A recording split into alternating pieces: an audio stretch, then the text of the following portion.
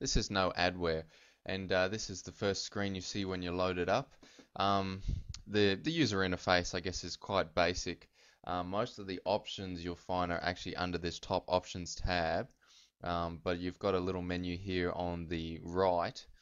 You can actually scan files and folders individually with this software, so you can, if you have a particular item that you've downloaded and you know it's in a particular folder, you can expressly scan just for that folder. So that's a good feature. Going through the options menu, the settings, you can choose to run it at Windows startup, similar to all the other spyware programs. It can also scan at startup. You may want that, may not. And save log files, request confirmation before removing spyware. And it does automatically do a update check and install. So that's a good thing. You can specify where you want the log file. If you go to ActiveX Shields, not the other programs I didn't notice have a particular section for this. What this actually does is you can turn on ActiveX protection. And what this actually does is when you go to a new web page, sometimes if you're using Internet Explorer, you'll get a little yellow bar across the top asking you to install an ActiveX control. And sometimes these ActiveXs can be harmful to your machine.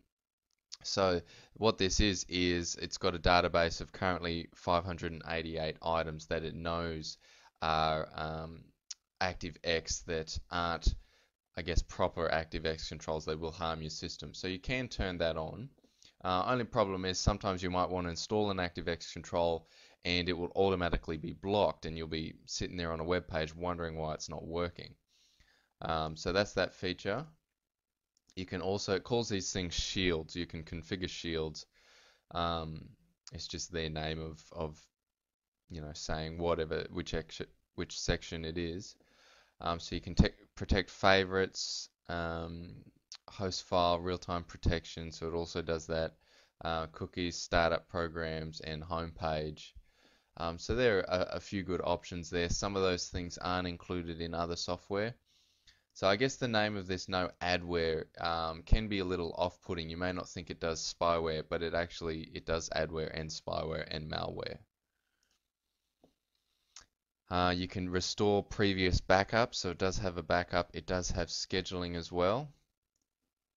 And you've got scan settings as well. So you can do like a quick scan or a full scan, which is similar to other software.